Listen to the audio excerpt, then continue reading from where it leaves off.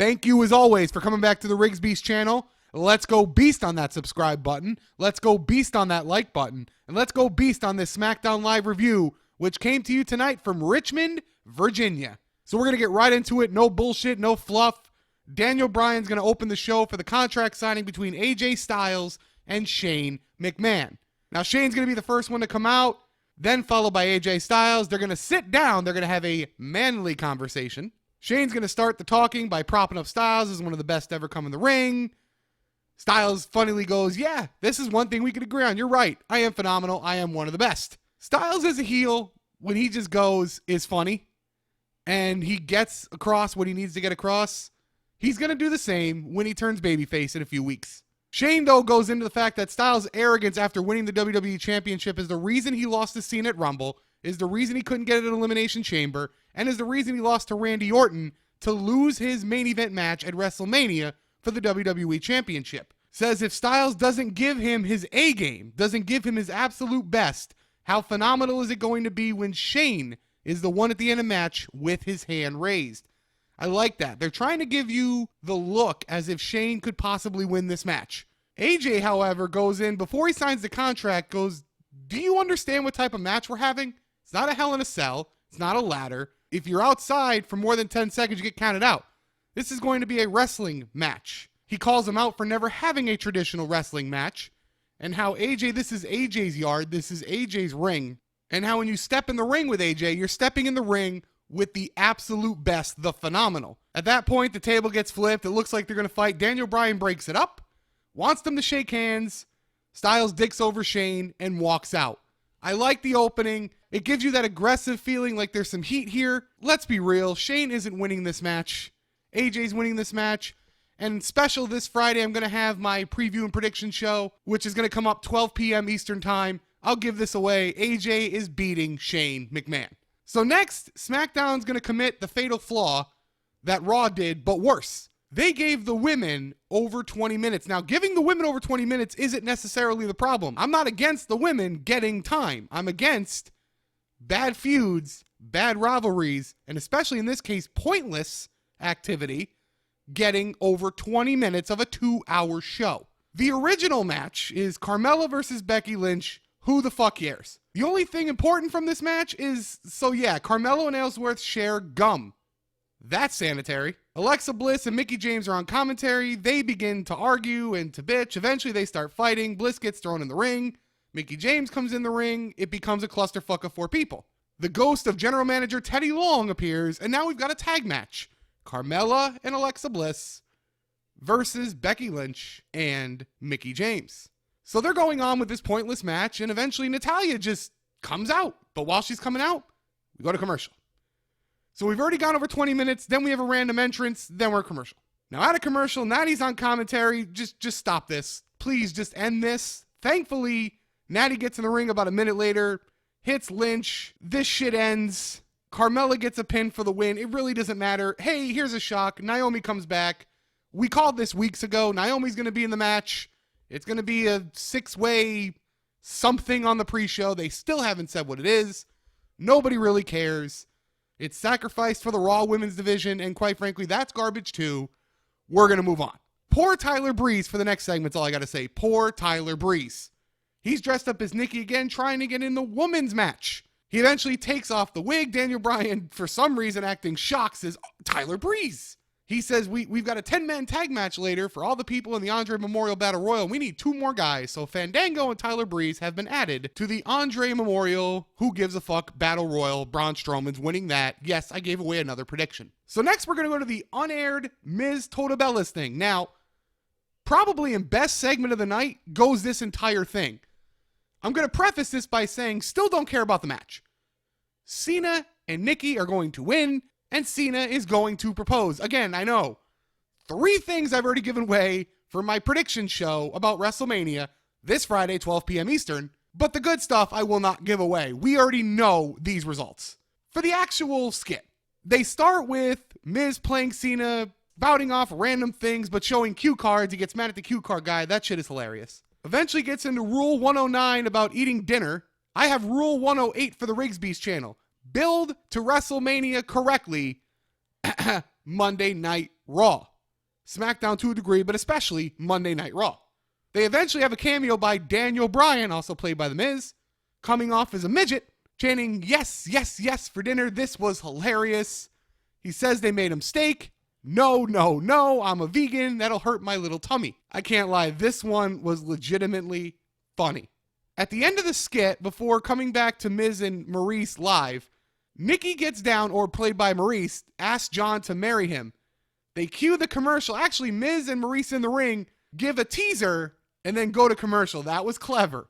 So they come back and they go to the riveting conclusion where it's that John says he never wants to marry Nikki because it'll ruin his brand because he hustles the fans and is loyal to himself. At the end, Miz gets serious, goes after Cena, basically saying that they're going to embarrass them at Mania, they're going to beat them at Mania, blah, blah, blah. But the ending being serious was perfect. Cena and Nikki come out immediately after this. Cena's going into Maurice to start this, though, and she goes, the reason she wasn't asked back 3 years ago was because she wasn't wanted back. Breaking news, that was actually true. Legitimately true. He goes into how he's more brand loyal than Vince McMahon, but he's not even cool about it. Then he goes into everybody who's made movies, like himself, Triple H, Randy Orton, etc. Then goes to The Miz, but says The Miz only does remakes of movies he's already been in. Actually goes into Miz using Maurice to actually be on Total Divas. Then they start getting into how many kids they have. This got stupid for a minute, I'm not going to lie. This got bitch fest stupid on that. Then Cena goes, normally this is the part where I would say that we're in for the fart of our lives, but I'm not. We're going to crush you at WrestleMania because you're a pussy. They edited out pussy, but I like how SmackDown does push the edge a little bit with language. Give it that realism, even though you don't care about the match. At that point, Cena challenges him to a fight, says, let's do it right now. Miz and Maurice act like they're going to fight. Then they walk out. Then Miz pretends to come back like he's going to fight, takes his jacket off, but Maurice holds him back. End of the segment. Best segment of the night. Can't even lie. Best segment of the night. Came in the fact of a match you don't care about. Next was that 10-man tag match. Didn't watch it. I don't watch 10-man tags. There's no reason for it. The only thing I could say is since the Usos and American Alpha are both in this, you're not going to have the Hardys versus the Usos. You might get them on the Raw side, though, because the ladders were involved. It could be an homage. I'm not guaranteeing it, but think about that one. Anyway, the babyfaces win. Moving on. You then get a Luke Harper promo. It's a decent promo. He talks about being free from Bray Wyatt. Now he doesn't need Bray anymore. And then at the end of it tells Bray, you need to run.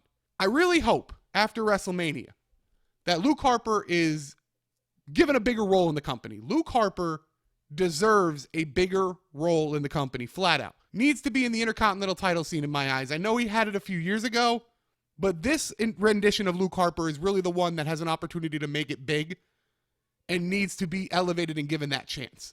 Unless I missed something, there was no Baron Corbin, Dean Ambrose, anything tonight, and that is disappointing. You could have taken away 10 of the 20 plus minutes the women got here to give something to Ambrose and to Corbin to build their match.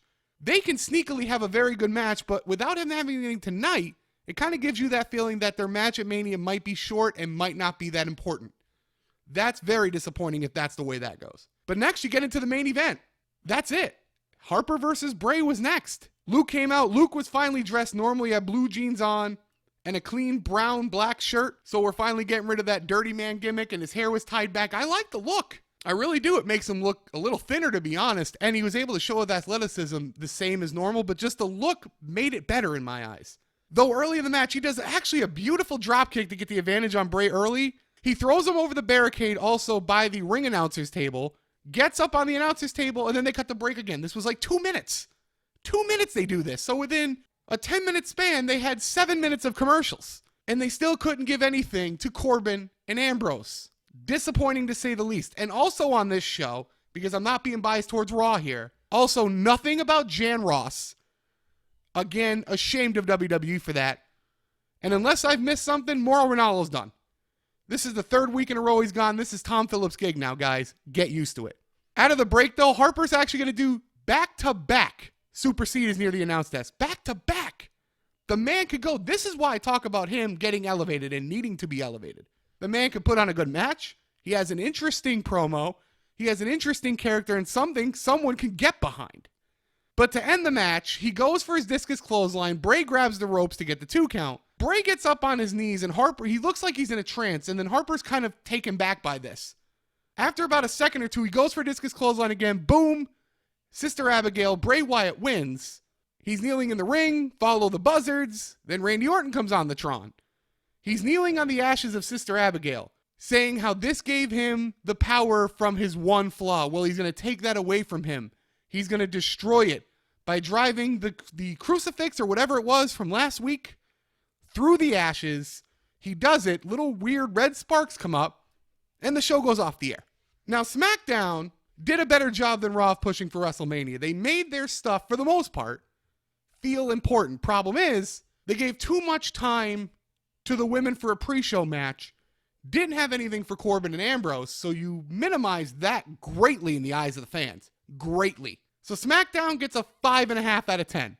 It was a watchable show, but this whole week so far, for going into WrestleMania, it doesn't feel like WrestleMania, and that is a problem. We're going to watch NXT tomorrow. We're going to watch the Hall of Fame on Friday. We're going to watch NXT TakeOver on Saturday, and we're all going to be there for Mania on Sunday. And hopefully, this is like I said yesterday. WrestleMania 31 build was horrible. The show was good. I'm banking on the fact that the build for WrestleMania this year is slow and bad, but the event itself will be good. And that is your SmackDown Live review. As always, let's go beast on that subscribe button. Let's go beast on that like button. And as always, guys, keep it beast.